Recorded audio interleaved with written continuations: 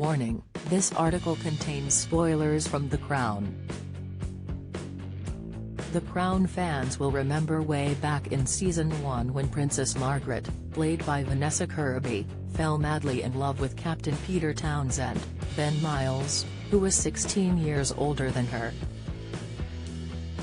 They wanted to get married, but as he was a divorcee, Queen Elizabeth II, Claire Foy, forbade them from getting hitched, and so they parted ways.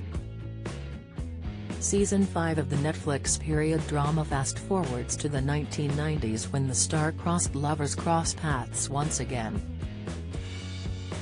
Princess Margaret and Peter parted ways when they didn't get approval from the Queen for their marriage. He left, and a few years later in 1959, Peter wrote again to Margaret, but this time explaining he was to marry 20-year-old Marie-Louise Jamagne.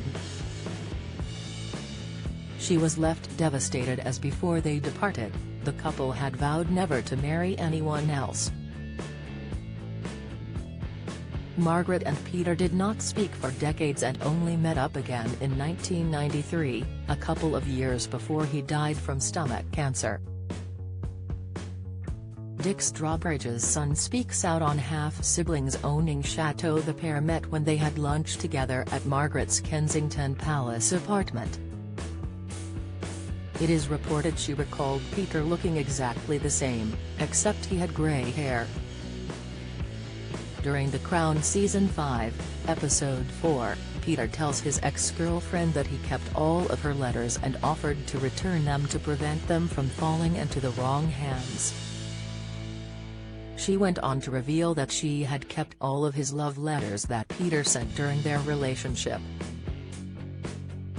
What happened to Margaret and Peter Townsend's letters?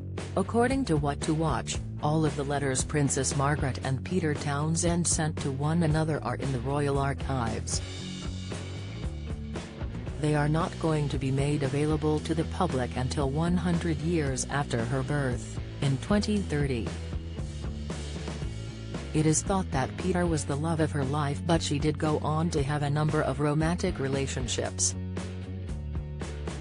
Shortly after her relationship with Peter, Margaret became engaged to Billy Wallace, who had frequently proposed to her over the years.